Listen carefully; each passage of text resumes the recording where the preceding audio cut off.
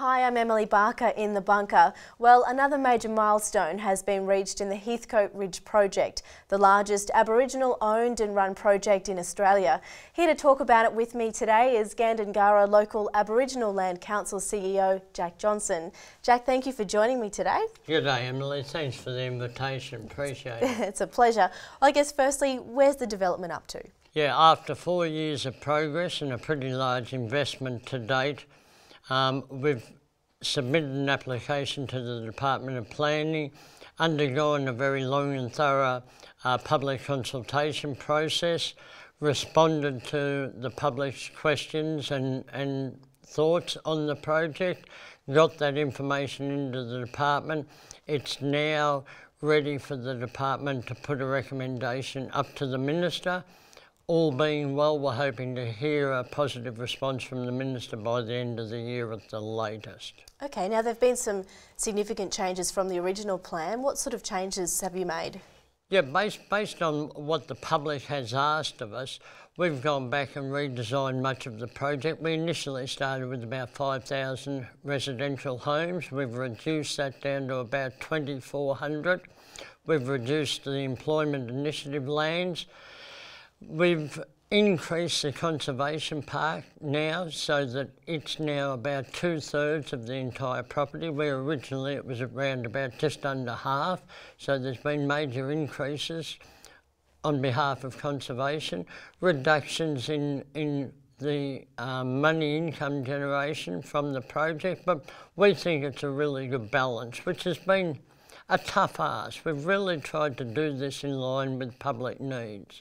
You've had a couple of, I guess, concerns raised about the Aboriginal sites and the heritage sites levelled at the Aboriginal Land Council. How do you respond to those sorts of concerns? Look, I suppose at first I was stunned, but then I realised the Aboriginal community in Australia is very broad-based. It's a mix of thoughts and attitudes. Everyone has the right to their opinion. We listen to everyone. We've acted in what we believe is Aboriginal Australia's best interest. We've spent a lot of time and resources analysing and documenting all the cultural heritage sites on the land. We have those documented. We've gone to great lengths to ensure that we wouldn't be developing anywhere near those sites, and I can make an ironclad guarantee that those sites will be protected on behalf of all of our people. You mentioned before that the conservation is now 2/3 of the site. How do you plan to manage that area in the future? No, a really good question. And to a certain extent, it's beyond my pay scale. We've had to stage the implementation of the project so that we could generate the funds required to implement the conservation park. We're going well outside our own human resource footprint and seeking expert advice from other people and other organisations well versed in conservation protection. Our aim is to generate the funds that will return the land to its pristine state and then manage that land ongoing forever with those funds. So you've reduced the footprint. Will you be still delivering, I guess, the promised community infrastructure? Yep, we've reduced the development footprint, but that hasn't enabled us to reduce any of the infrastructure costs. Current figures to date are we'll be allocating in excess of $100 million towards infrastructure that the wider Sydney Basin community can benefit from there. Okay, this is just such a huge milestone, I guess, for the Aboriginal community. It's a significant milestone for the Aboriginal community. This is a step that will equal that step on the moon, in my opinion. This is what will take Aboriginal Australia from the current perceptions of Aboriginal Australians to a new place. This will enable Aboriginal Australia to take its place at the business end of town and to become an integrated part of Australian society. So we will be generating for and on behalf of not only Aboriginal Australians, but all Australians. And you're planning this, I guess, for your grandchildren? Absolutely.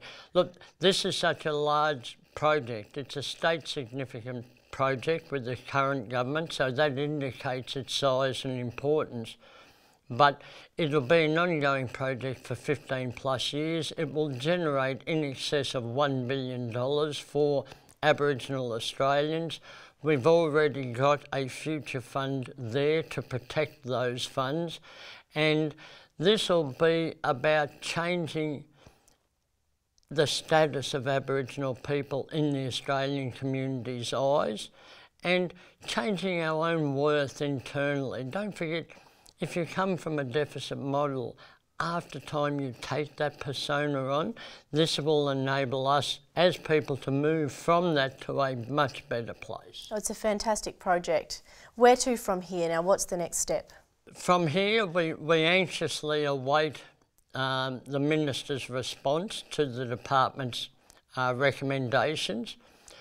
If that's in the affirmative, if we get the go-ahead to go, we're ready to start moving earth from about midway next year. So it's about getting cracking and getting the job done. It'll be done in stages. We invite inquiry from everyone who may have an interest to come and talk to us, and anyone with thoughts and ideas, we invite them to come and present those thoughts to us.